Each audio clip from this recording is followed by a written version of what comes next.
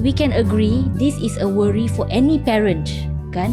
Anak hilang, parent kalau anak neurotypical pun yang kecil-kecil risau. Mungkin contribute lebih dari anak-anak typical kami untuk dia melarikan diri. Pada saya, kalau anak berumur kurang daripada 4 tahun, memang sukar sangat untuk mengajar mereka walaupun mereka neurotypical bahawa perkara ini adalah perkara yang membahayakan. Hai, salam sejahtera. Selamat datang ke episod 23 Kita Family Podcast. Di sini kami akan membincangkan perihal yang berkaitan dengan makna serta kepentingan hidup bermasyarakat, menghargai keunikan serta kepelbagaian sesama kita dan meraihkan masyarakat yang berbilang agama, kaum, kepercayaan rupa dan juga keupayaan. Kita menghargai hidup secara inklusif yang mengambil kira keperluan segenap lapisan masyarakat, terutamanya bagi mereka yang kurang atau berkelainan upaya. Hai, nama saya Desiree dan bersama-sama saya di studio hari ini, Anit. Hai, selamat sejahtera. Dan SK. Apa khabar? Hari ini Nori dan Didi tak dapat bersama-sama kami. We miss you both very much. Tetapi kami akan teruskanlah supaya minggu ni ada episod untuk anda. Hari ini topik yang kami akan bincangkan adalah salah satu daripada kerisauan yang diminda ibu bapa yang ada anak-anak yang neurodivergent ataupun autistik, iaitu topik tentang kes kehilangan anak. I think memang we can agree this is a worry for any parent, kan? Anak hilang, parent kalau anak neurotypical pun yang kecil-kecil risau bila keluar, anak suka lari, and children are a bit more impulsive nowadays. Tetapi dalam kes anak-anak yang neurodivergent, particularly yang autistic, ada banyak ciri-ciri yang juga make them more likely to either get lost or get separated, and there are also things macam elopement, kan? So hari ini kita mulakan perbincangan dengan pendapat kakak kami tentang kenapa kes kehilangan anak ni lebih merisaukan berbandingkan kalau dengan anak neurotypical. Thank you, Desiree. Sebenarnya ibu bapa sekalian, bila anak-anak kecil memang risau kerana dia belum matang lagi behaviornya dan their thinking. Tapi untuk anak-anak kami yang neurodivergent ni, we need to understand and remember ni, among the traits that they may have, for example, is their sensory behavior lah. They may be seeking sounds, Kalau dia dengar bunyi-bunyi yang dia gemar, dia akan melari menunjukkan all this stimulation.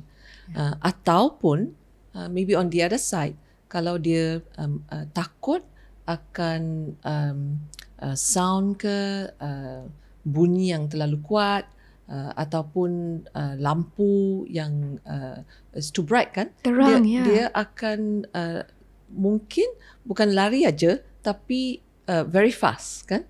So this sensory profile-nya mungkin contribute lebih dari anak-anak typical kami untuk dia melarikan diri, kan? Dia akan merayau because of this uncomfortable feelings, Itu one of the ciri-ciri yang carers atau ibu bapa need to be more aware.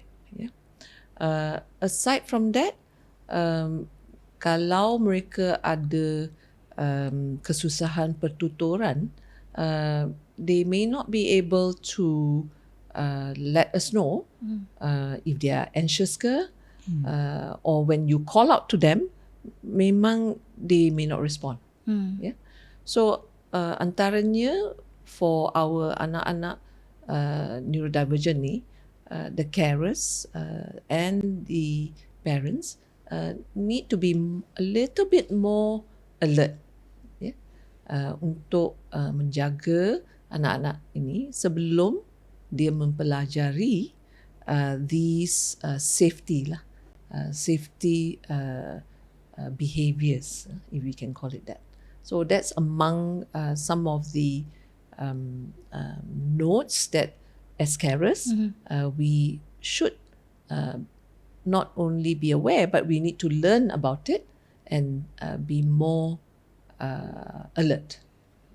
So in the best case scenario, kami ingin mengelakkanlah daripada anak kehilangan di tempat awam, dan juga based on the sensory profile kan, whether or not they are overwhelmed in a certain place, so mereka cari their safe space, or in certain situations where they are sensory seeking. Kan, especially kalau ada water feature, shopping centre ada escalator. So for me personally, dua benda ni lah I'm always alert. Bila keluar shopping, I will try to think shopping centre ni ada tak water feature, dan dekat escalator je pegang tangan dia, because dia bergerak kan. Yes. And ada rhythmnya bila escalator naik turun ataupun naik lift tu, dia memang gemar. Ada the repetitiveness tu. Ingin buat benda yang sama berkali-kali. Yes, and the other challenge I rasa for some of our neurodivergent friends is short term memory dia. So bila dah sampai ke tempat yang dia sangat suka, dia already in that situation where they are enjoying themselves, mereka boleh lupa. So bukannya, I think what I want to emphasize di sini, kadang-kadang anak kita bukan sengaja nak berpisah dari kami, bukan sengaja want to run away or have elopement, tapi diorang dah excited. So their mind is on, I must get to the escalator. So that is what we term sometimes as impulsivity kan. Sebenarnya dia what Joshua used to use the word, Mama, I know, but I can't help it. And that really taught me, memang when their brain is wired that way, they have this impulsiveness yang lebih dari anak-anak typical. So janganlah like you say, ingat dan dia memang nakal ke, sebenarnya dia tak terkawal sendiri kan. Saya ada satu soalan tambahan, sebab SK cakap tentang impulsivity, and this is one of the criteria that sets the ADHD diagnosis apart from just merely being hyper or hyper focus or under focus. So technically, kalau impulsive, kes hilang anak is also a worry for those with ADHD lah. Memang. I think across the board kan. Across the board. But ciri-ciri ADHD tu memang ada more pronounced lah. All this exhibition of these features kan.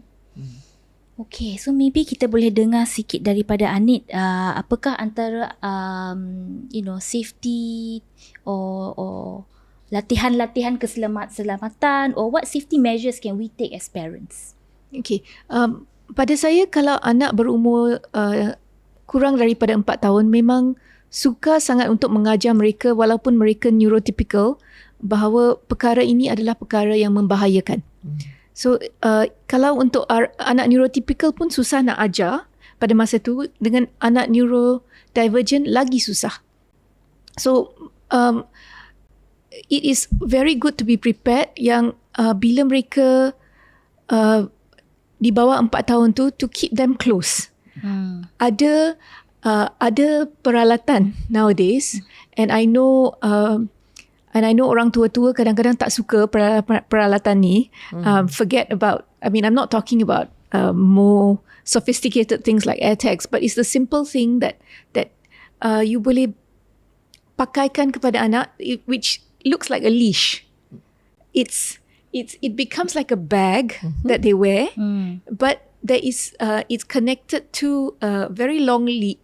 It looks like a leash, so I will call it a leash, which the parent can hold on to, and you hold on tight. So kalau dia nak lari pun, dia boleh lari like few hundred meters je. Lepas tu you tarik balik. or you run with it. So kita pun kena fit lah. Kita kena fit. Yes, I think it's called a harness as Yes. well. In some cases it's called a harness kan, sebab it's on the backpack. Yes, it's on the Actually, backpack. Joshua masa dia anak-anak, memang kami gunakan, kami panggil dia backpack kan? Backpack.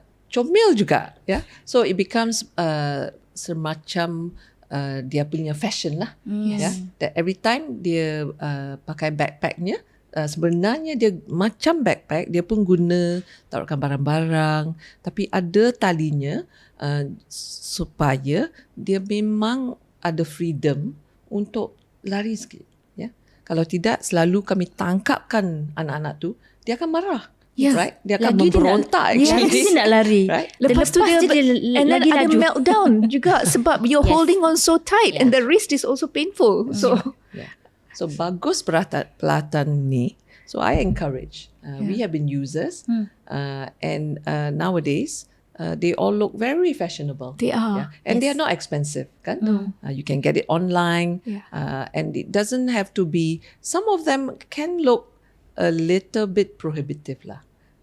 Kalau dia tali saja kan. Tapi kalau kami cuba buatkan macam pakaian dia, it looks Fashionable. as part of their clothing, and bila sudah biasa, then they will be very happy to let you pakaikan and ada tali tu, because in the end of the day, anak-anak memang pun tak mau juga terlalu jauh dari ibu bapanya. Yeah. Kan? Yes. But And that's a good way to train SK. Sebab kalau dia tahu that kalau dia melepasi batasan berapa meter, dia akan ditarik balik or akan suruh join the group. So it's an indirect way of nurturing that concept of stay in the group.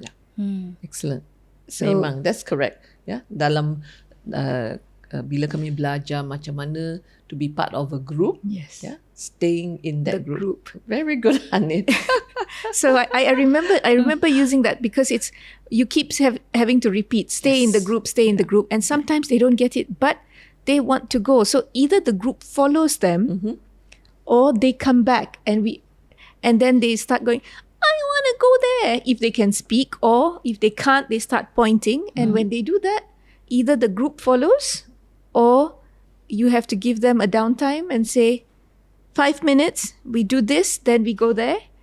And that's how it progresses. But I think it's a great thing. I know orang tua-tua memang tak suka, tapi they're lifesavers. You know, I rather be using an equipment like that than having to report a child that is missing, especially in a shopping mall or in a park, let's say a water park, or even in tempat permainan. That's scary. That's scary. Because, in a sea of kids, Yes. susah nak cari. So, the other thing I want to remind people is don't be afraid. If this works for you, it works for you. So, don't let other people judge you. Because they're not in your shoes. And also memakai backpack ni adalah salah satu, in some cases, some OT memang dia recommend untuk anak kita selalu membawa beg mereka tersendiri bila keluar. Dan ini adalah satu habit yang saya praktis sejak anak saya 2 tahun. Dah belilah beg yang kecil-kecil. So dia dah biasa pegang something. So dalam beg tu adalah benda-benda dia, baju ke, botol air ke. So and if you want to introduce the harness, kan, the tali, this is how you scaffold it. Start dulu dengan bag. Kalau dia orang tak tahan berat, an empty bag, then slowly put in one item, another item. So sampai mereka boleh sampai tahap toleransi yang sesuai. Yeah. And So I think that's that's a one way. great idea, Desiree, because you can put even Air tags. tags one, and then a note. Or a if you name don't, if you don't have, Yeah. I mean, if you're not an Apple user like me, but like a name card to say, my name is Hans. This is my mommy's phone number, because a child that's generally neurotypical may remember their parents' phone number, but a non-verbal neurodivergent child will not. So we need to equip them with a card or a safety thing that if someone finds them, that they know who to contact. Yeah. Yep. If I can add Yes, please. a little bit more on this sensory thing, sebenarnya when we add weight in the backpack or by asking them to carry the bag, it does contribute to their sense. Some of these children need a sense of pressure or weight, which is coming. Yes. Yeah, we call it technically proprioception lah. Tapi sebenarnya it allows them to have a sense of the space that they are in. Kenapa anak kami terhilang? Kadang-kadang dia tak dapat menganggarkan jarak is one. Dia pun tak dapat menganggarkan masa. Yeah. So all this is part of the neurology yang tak sama. So if as carers we are aware, then we can support it by adding things in the backpack. Yeah, be more clear in explaining about time, showing them maybe we were going to talk about what other things can we show them, not just tell them. So using their ability to understand instruction is to show them in the way that they can receive, kan? So the weight thing, the time, all this boleh membantukan mereka jangan lari terlalu jauh ataupun tak tahu masanya. Couple of things. The other thing that's also very that I'm alerted about is one of the first things you teach such kids is to ask for help. Absolutely. Right? Yes. And you always say, I need help. And we teach all our neurodivergent kids that. So to me, if you go to a certain place, it is important to identify to the child to say, if you need help, go to police or go to help desk. And that would help when the child is able to understand. So the concept of introducing safe adults and key landmarks that they can go to when they are unsure. To backtrack a little bit on the backpack, this is a little anecdote lah. The other reason why I make my son carry his bag is because when he runs, it slows him down a little bit. Yes. So I can catch up. Yeah. But the scientific explanation or the logical explanation that SK just told us about, that is the should be the real reason. The weight actually calms them for those who need that sensory input. Yeah. So going back to Anit's point pasal identifying safe adults and landmarks, another thing that came to mind is kan kadang-kadang bila kita keluar sekeluarga pergi to regular, we are all creatures of habit lah, so memang kita akan pergi shopping center yang sama ke, kedai makan yang sama ke. So this is where I want to encourage parents, kita kena beramah mesra sedikit. So kalau ada restoran yang kita selalu pergi, tegurlah the manager, the waiters, kenalkan, ni anak saya. So it is a familiar territory or familiar area, and it could be one of your safe points to tell your child, kalau you terhilang or separated from mama and papa, datanglah ke kedai ni. So it could be, that could be one thing that you could do as well. Sebenarnya just to add on to that story, bukan saja anak-anak yang kecil, even dewasa, individual dewasa. One story that I love from a parent sharing is masa dia keluar ke pasar, all the gerai-gerai memang kenal anak dia, supaya kalau dia terhilang ke, the owner of the gerai can jump this anak memang anak neurodivergent. So when the father told this story, sama ada dia pergi gerai atau pergi kedai kopi, everybody will know this individual, and it reduces the anxiety of the carer yang nanti terhilang nanti, kan. So again, as community, we can all be part of the community to offer our assistance. So that reminds me of another one that was told to me by a parent of an adult neurodivergent, that anytime he because he likes being independent and travelling on his own, he will always look for a mosque if he's lost. Okay, dia suka pergi masjid. Yeah. Sebab dia tahu dia boleh jumpa sesiapa kat situ dan minta tolong, and orang kat masjid semua baik kan, dia akan bagi lift, hantar ke rumah, there's transport back to the house, because a lot of the neurodivergent kids have got a good sense of direction. Not all, but majority, Oh yes. right? Yes. Yes. Good sense of direction. So and that reminds me of places or things that bring them comfort. Yes. Things that they like. So try to remember tempat-tempat atau alat-alat yang anak kita are attracted to. So going back to the escalator tadi, I know sometimes it's annoying for us to naik turun escalator dengan anak, but I think kadang-kadang kita kena bagi mereka peluang. And look at it as a safety measure lah. Kalau anak you memang suka naik turun escalator, naik turunlah 2-3 kali, bagi dia puas, lepaskan the excitement, and then pergi shopping. Because kalau you deny them that opportunity, there's a higher risk that they will want to fulfill that need, so dia akan lari. So try to Or throw a tantrum, Yes. or both, Yep. or lead up to a meltdown. Yeah. That's worst case scenario. Yes. And ada juga sekarang ni shopping centres yang ada calm rooms. Yeah. Kan, so maybe this could also be a safe point for them to know to go to those those calm rooms as a safety measure. So I remember always looking for shopping centres if I was taking the kids when they were younger that were not as busy. Sama. So kalau shopping centre tu memang bersemut dengan orang ramai, no, that's not the place for me. But if it is a little bit less busy and I know the times, those would be good times to go. Yes. But now we have some shopping centres that are so friendly, and you have days where they cater for those with neurodiversity, and then you can go there at any time, and the lighting is better, there's no flashlights, there's no sensory overload.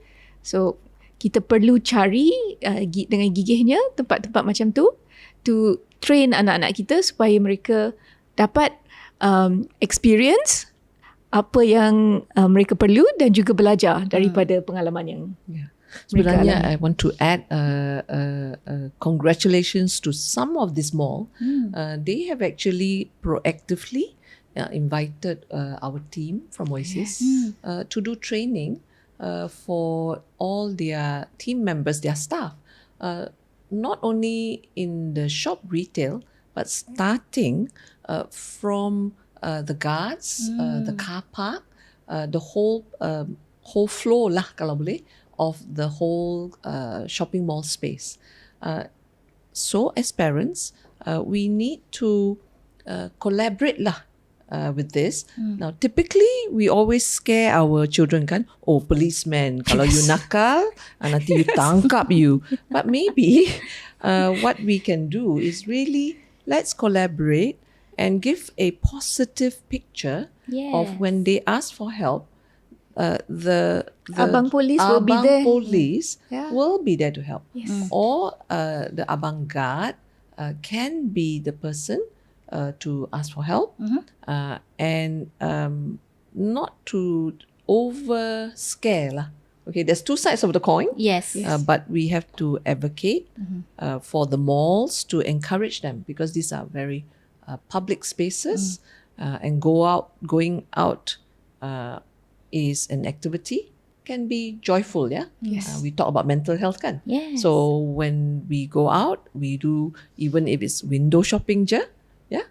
We can get movement, we can get trained in independent life skill. Yes. In a way, we can get trained in getting lost in a safe way. Yes. Right? Betul. In a safe setting lah. Then you can learn the routine. Like Desiree, what you say. Biasanya, we tend to go to the same supermarket. We tend to go more or less to the same restaurant, same style. So that can be developed, can be a training space for our children within an environment that we are familiar. Kami buatkan rutinnya, yeah, that we can help them before it goes to larger public space. Exactly. Dan ini juga berkaitan dengan kesedaran awam. Yes. Right, so more community awareness and like I said earlier, kita pun kenalah ramah mesra sedikit. So make sure kalau duduk dalam apartment, make sure jiran-jiran sebelah dalam blok yang sama kenal anak you, tegurlah the abang guard, the makcik cleaner, kakak cleaner, tegur them. Likewise dekat rumah, get to know your neighbours, let them know you have a child that's different, kan? So this is part of larger awareness, and when you do things like this, bukan saja membantu anak-anak sendiri, tetapi the kesedaran umum dalam masyarakat will help a lot of other children, right? Yeah. Having said that, we also need to make sure that kalau ada it's dangerous, kita perlu fasten locks and confine the boundaries, because with a lock you can state the boundaries, and after a while, if they are trained, children who are on the spectrum can understand boundaries when they see a lock. Yes. And they will come up to you with keys. They are that smart. Yes. Right? Absolutely. They will actually come up to you and go, Yep. keys. Because they know that is the way to go out. So that again is a very, very useful way of creating the space. Creating boundaries. So another thing that I want to touch on sebelum kita pergi untuk break is identification tools macam ID tags, necklaces, tags dengan nama and contact details. So depending on the sensory profile of your child, ada yang boleh tolerate lah, whether it's a necklace or a tag, ataupun macam Anit kata tadi, yang carry a backpack, have a note inside atau name card.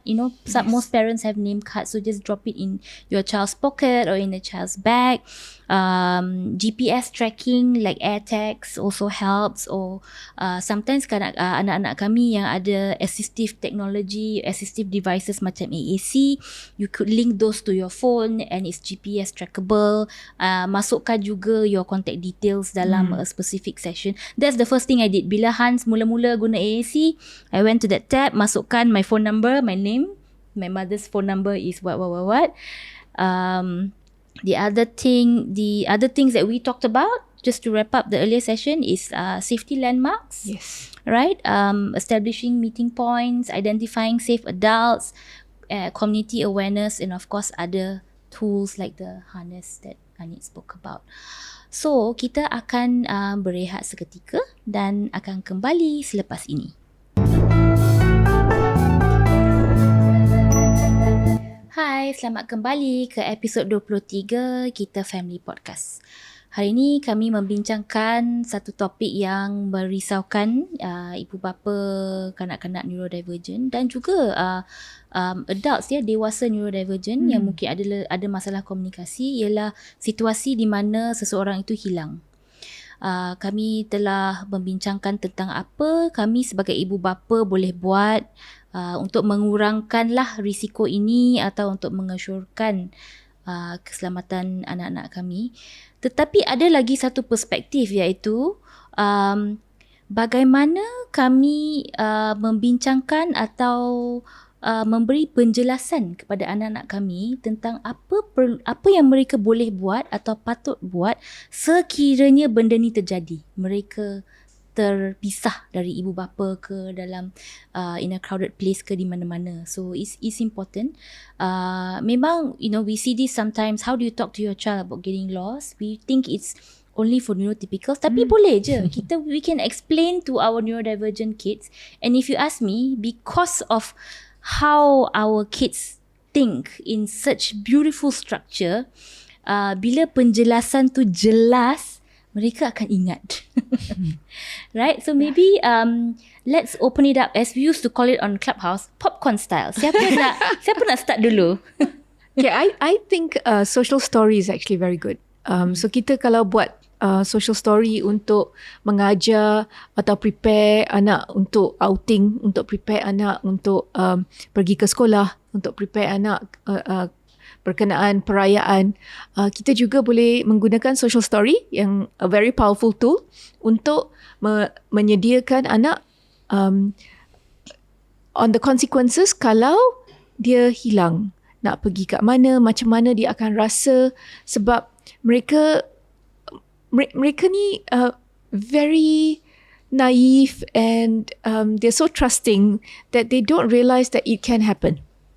So kalau terjadi, apakah yang mereka perlu buat? So I think a social story is very good. You visualise it, you take them through, and the social story is not just for an outing that is to a mall or to a park or somewhere like that. I think it's also extremely important if you're going near water, especially if a child doesn't swim. That is extremely dangerous for kids who do not know how to swim, and especially with neurodivergent kids, they get so excited when they are in water. It's like the joy is uncontrollable, the splashing, the idea that they can play, and they may not know that they are not supposed to go to a deep end. They might just want to stay there and stay in the pool, or because they know mama is coming and they don't want to get out of the pool, they might cuba untuk larikan diri ke deep end or something like that. That's also a cause and effect which we need to safeguard on.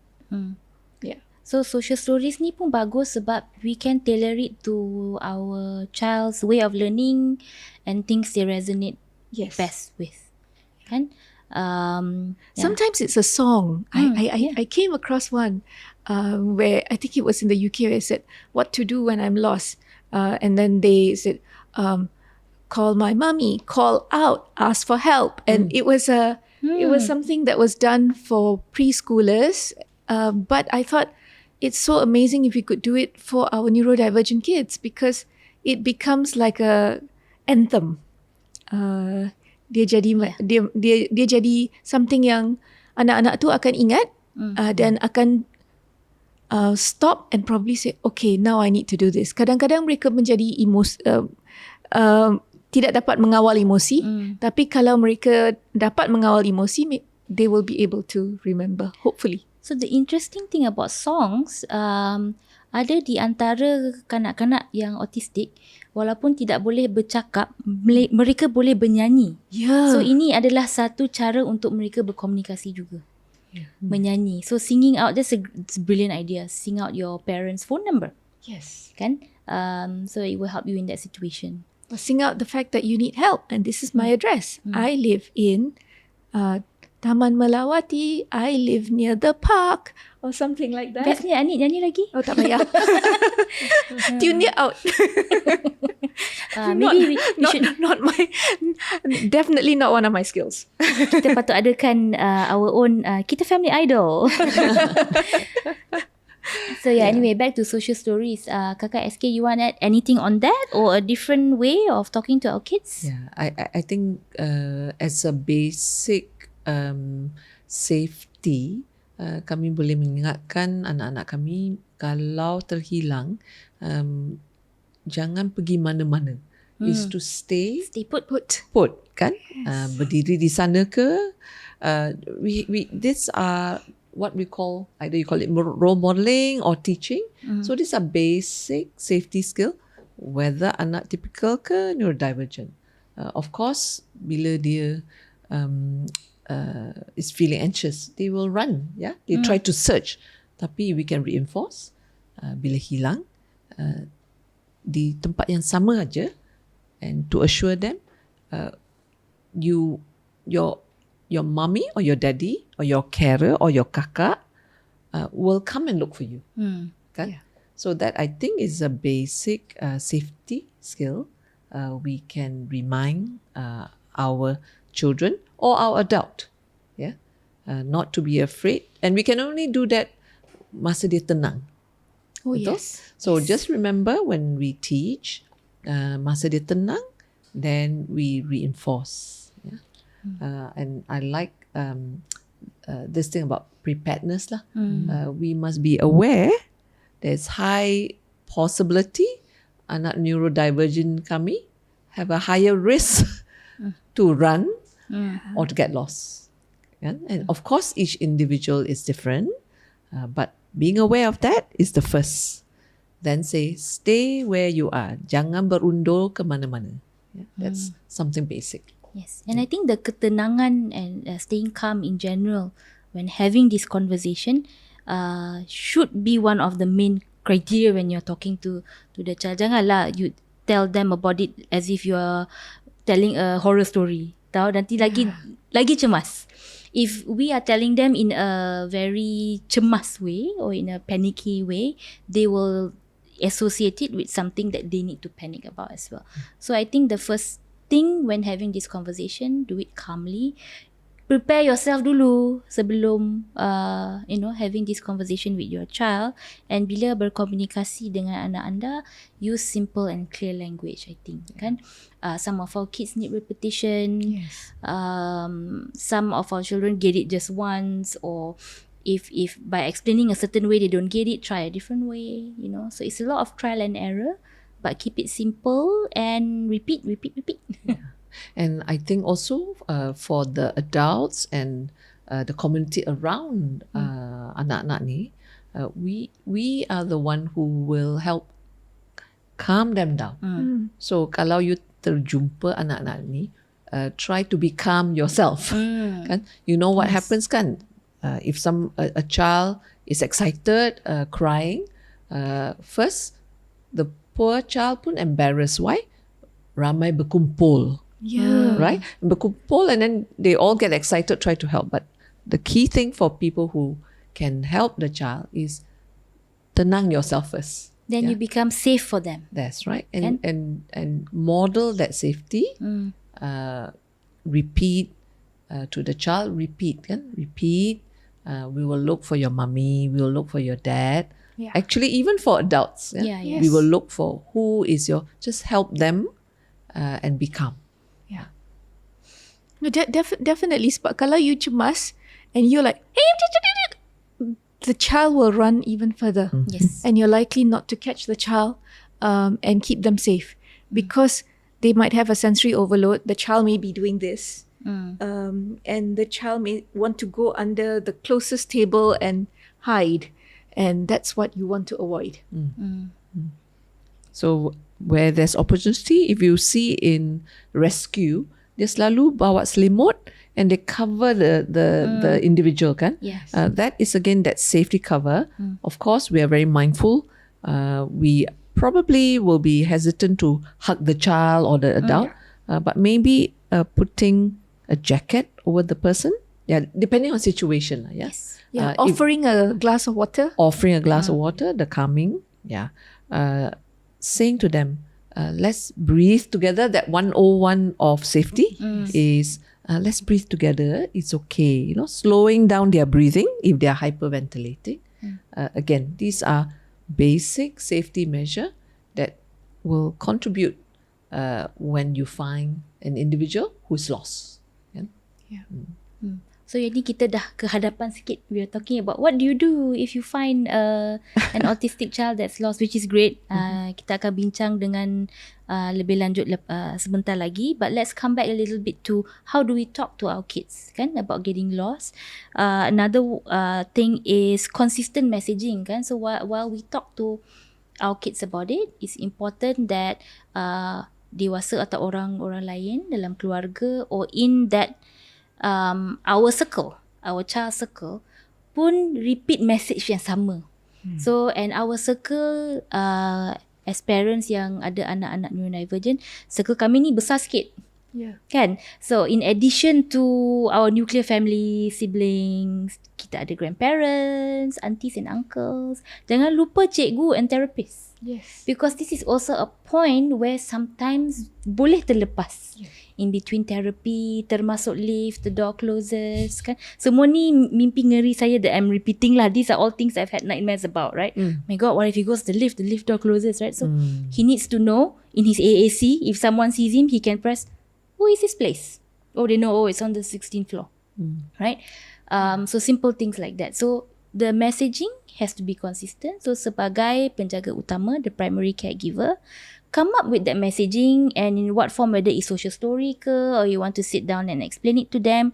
Pastikan semua yang dalam your circle, your child circle, not your circle, your child circle has that same messaging. In fact, I found that to be one of the issues that used to be the reason that Nirav used to be excluded sometimes. They used to say he cannot go on a school trip because we don't know how he's going to behave, whether he's going to stay in a group. And I think this hit me once when his younger brother was going to OBS. And we went to drop him. And we got back into the car and Nirav said to me, "Mommy, I want to go to OBS too."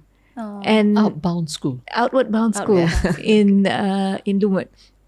And I remember feeling very sad that day because I know that if he was to be given that opportunity, how much advocating I would need to do. Saya perlu pergi jumpa daripada pengetua kepada cikgu-cikgu, kepada semua yang untuk assure, and sometimes they would say, oh, maybe you would need to send a companion along sebab we don't know whether he can cope on his own. Tapi that was a sign that mereka juga inginkan benda yang sama seperti yang neurotypical. Mereka juga inginkan pengalaman yang sama. So how do we prepare them and avoid any danger? Sebab the teachers also have got a point. Apa kata kalau dia freak out and then dia rasa the campfire is not something that he would want to do and then just walk away and everybody was too busy. So those are all risks that we have to think of. Yes, absolutely. Kami sangat bertuah. Sekolah Hans memang untuk anak-anak yang autistic and neurodivergent. And for the last 2 years, mereka telah perkenalkan field trips. And how they do it is the ratio is 1 teacher to 1 student. So dalam bas pun the teacher and the student is paired dari sekolah sampai dan masuk bas, go to the place, come back, cikgu yang sama. And parents kena sign a consent form, dan dalam consent form tersebut they tell you very clearly that if they need to, they will put a safety harness on your child. Please give your consent. And also they adalah some other criteria, right? Probably not all the kids in the school dapat pergi. They normally will select the ones who are most likely to comply, follow the rules and all that. And to my surprise, memang Hans bila keluar, kalau ama apa tak ada dengan dia, mother and father not with him, dia will comply completely dengan whoever is there. So dia manja think, dengan mama dengan papa. Yes, dia lebih manja lah tu. Dia lebih manja. So actually what both of you have shared, this is part of parents' preparation to be bold, to allow our children or our individual neurodivergents the training. Hidup berdikari ni, it's not all of a sudden. Whilst there's high risk and you may need to advocate, what we have discovered dalam Malaysia Day Camp, dalam Best Buddies is they have that desire. So Anit, when you mentioned that, it's so important.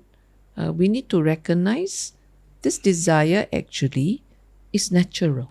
Yes. And as support, so if we extend it as support about the concern of hilang diri, we need to provide intentionally training for them to be maybe a little bit lost, but in a safe environment first. Then we scaffold it to going out independently. Kan? So coming back then to what we can guide the individuals or teach them is asking for help. I mentioned earlier, go back to the same space, kan?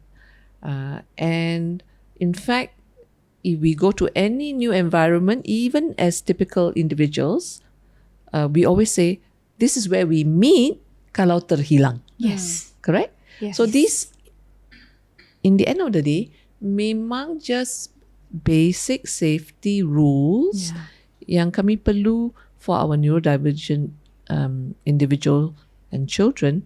We just need to guide them deeper. Their support level is deeper.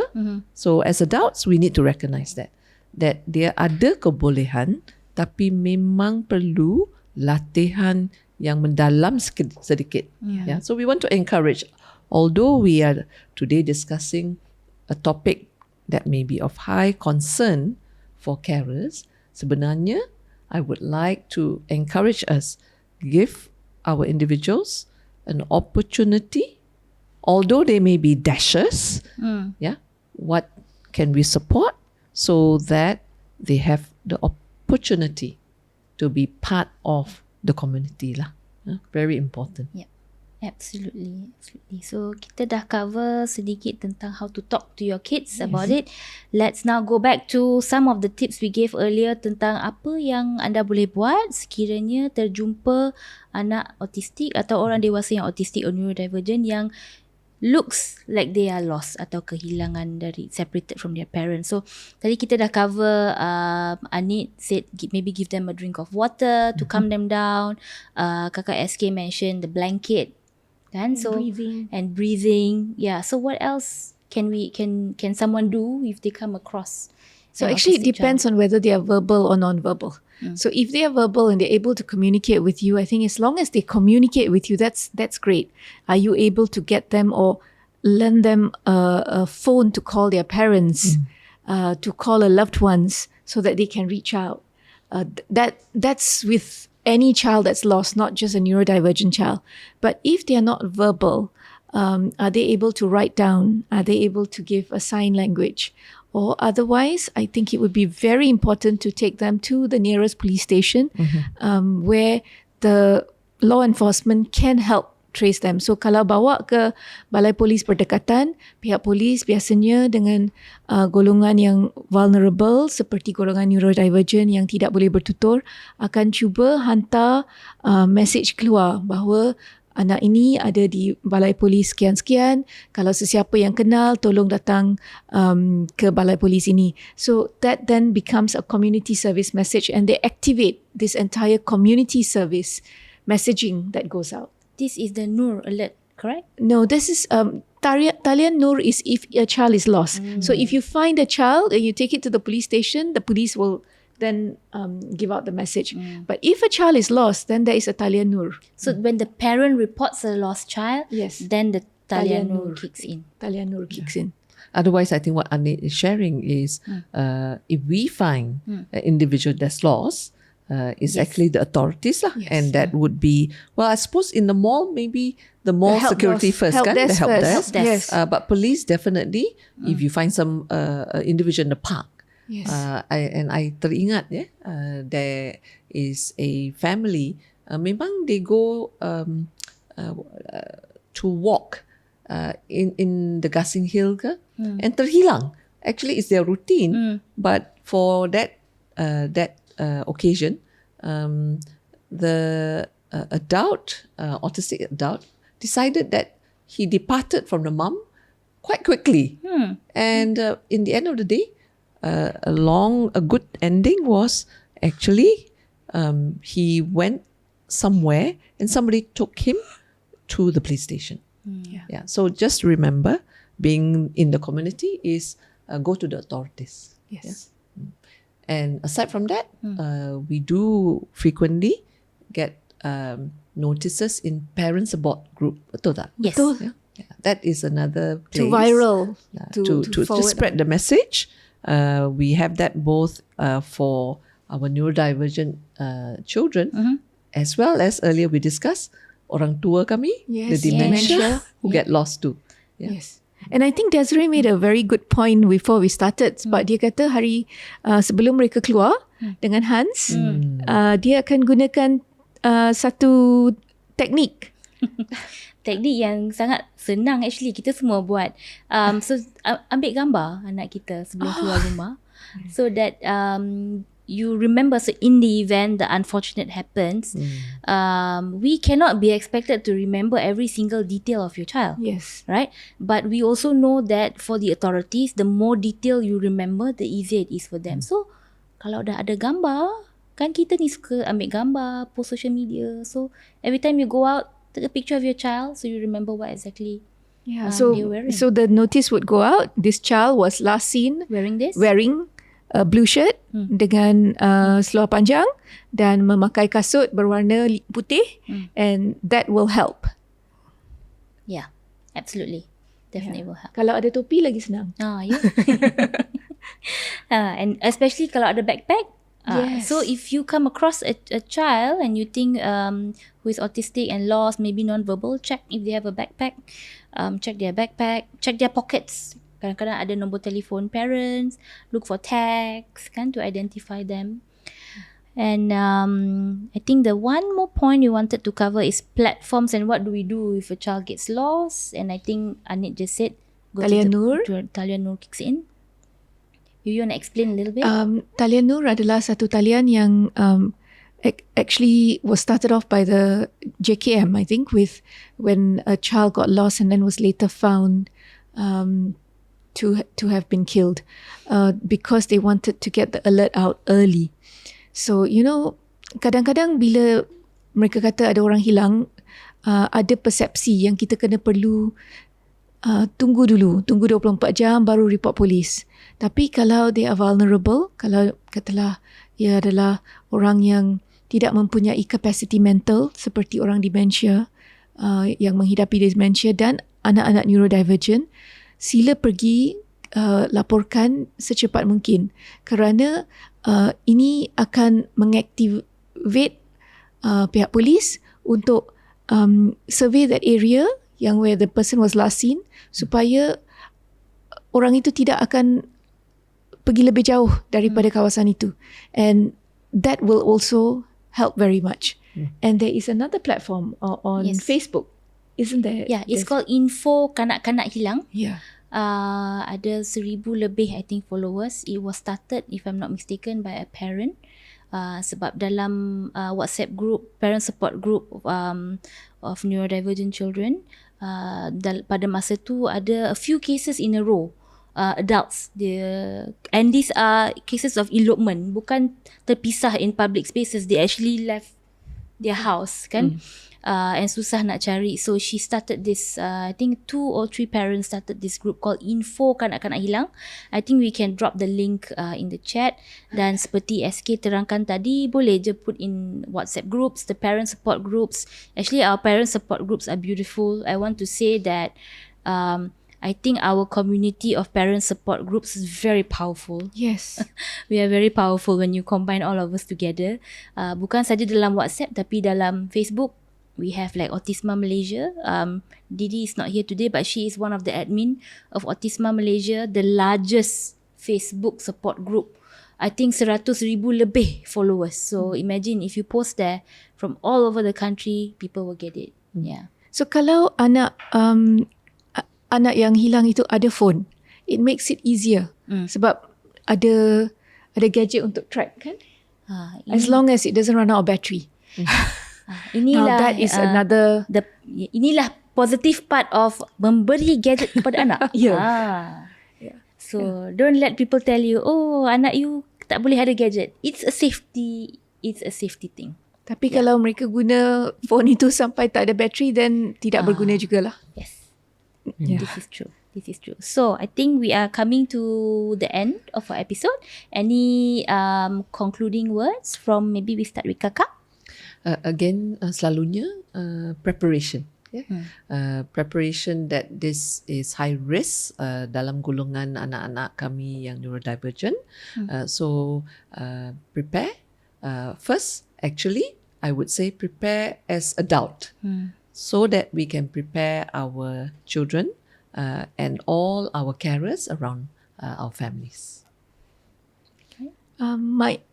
My wish would be supaya semua masyarakat Malaysia dapat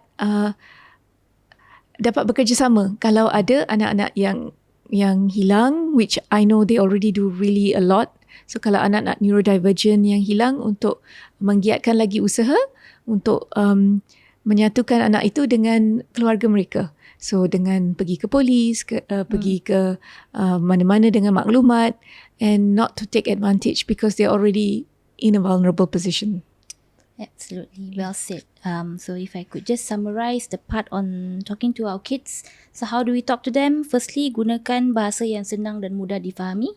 Use simple and clear language. Gunakan support visual supports like social stories, role playing, kan? Act it out in public spaces. Tetapi tengoklah kebolehan anak-anak kami yang belum pandai pretend play, maybe role playing not so appropriate lah kan.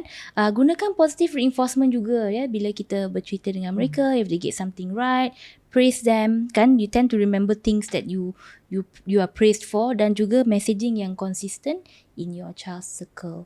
And my last pro tip to parents is, one is of course dressing your kids in bright coloured clothes, kan, senang untuk for them to be spotted. And my plea to orang ramai, bila kita keluarlah, enjoy our outing dan prihatin kepada our surrounding. Maybe telefon kita letak di tepi lah, kan, because when you are on your phone, it takes that split second for anything to happen. And this applies not just to parents lah. So like what I do, I was talking to kakak SK earlier, bila saya ternampak di public spaces ada a lone child, saya akan ikut kanak-kanak tersebut sampai I nampak ibu ke bapa datang kepada anak tersebut. So this is my call out into the universe. Kalau ternampak mana-mana kanak-kanak that looks lost, jangan takutkan anak tersebut, but maybe just hang around to see ada tak somebody who comes to claim that child. Then kalau tiada, do the necessary to help. So with that, we want to say thank you very much from Kita Family Podcast. Jangan lupa subscribe to our YouTube channel. We are also on Spotify, and follow us on Instagram, TikTok and Facebook. Terima kasih dan salam sejahtera dari Kita Family. Bye. Bye.